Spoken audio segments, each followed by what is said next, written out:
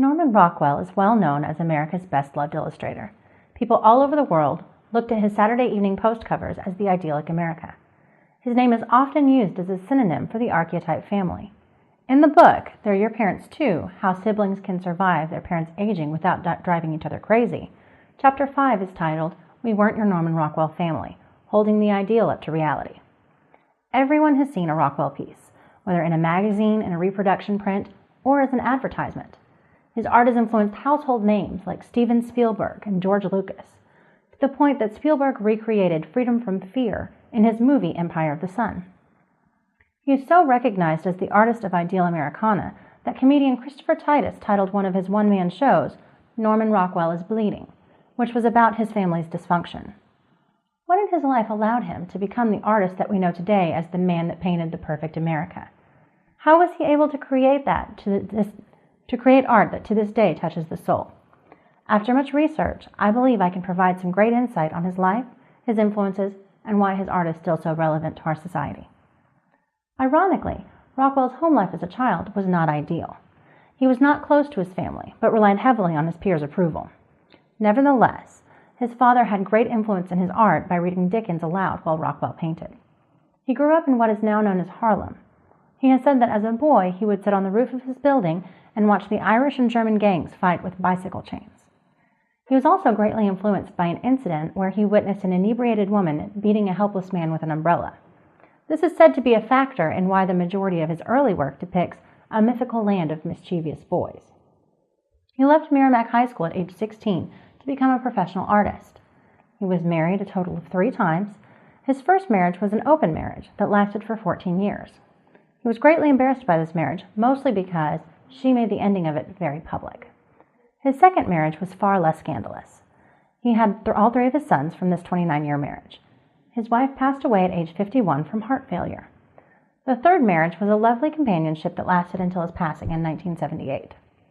All 3 of his wives were school teachers, which seems to hearken to a respect for education even though he did not finish school.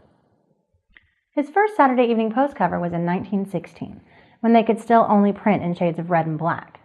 This was a definite achievement for someone so young. He took 2 paintings and a rough sketch to the art editor at the Saturday Evening Post, and they were promptly purchased, along with a request for 3 more covers. He painted a total of 322 covers for the Saturday Evening Post. Other magazines he did covers for are Life Magazine, Judge Magazine, American Magazine, Literary Digest, Ladies' Home Journal, Popular Science. These are just to name a few. At age 19, he was the art editor for Boy's Life, while also being responsible for cover art and illustrations.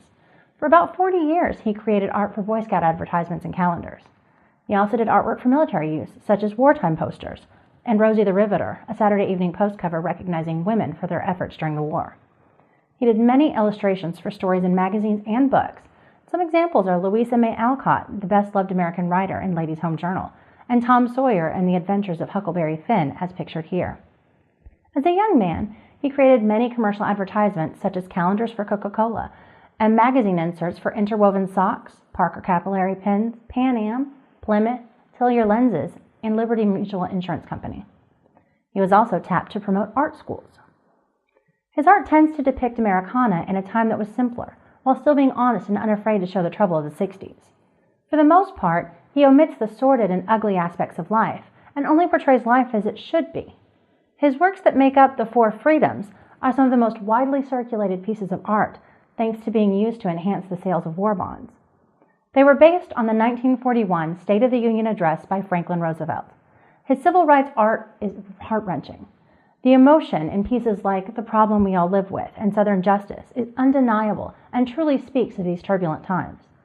Ruby was the first African American to attend a newly integrated school. People were chanting and screaming curses at her while she was escorted into the school by U.S. Marshals. She comments on the painting, "I sure wish I could draw the way he does. He's got it down. What's happening? If everyone in the crowd saw that picture, it might make a difference. They'd stop being so mean." Southern Justice depicts the murders of civil rights advocates that were killed because of their attempts to register African American voters. In conclusion, I believe that Norman Rockwell's art stems from a childhood that was lacking in the serenity that his art depicts. Being raised in a questionable neighborhood and having a strained home life gave him reason to use his art as a kind of escape. He created a small-town ideal that people can understand and wish to experience. Even in today's world where everything is rushed and details become blurred, red-blooded American men and women can look to these paintings as a goal to shoot for, even if Rockwell's America must always be just out of reach.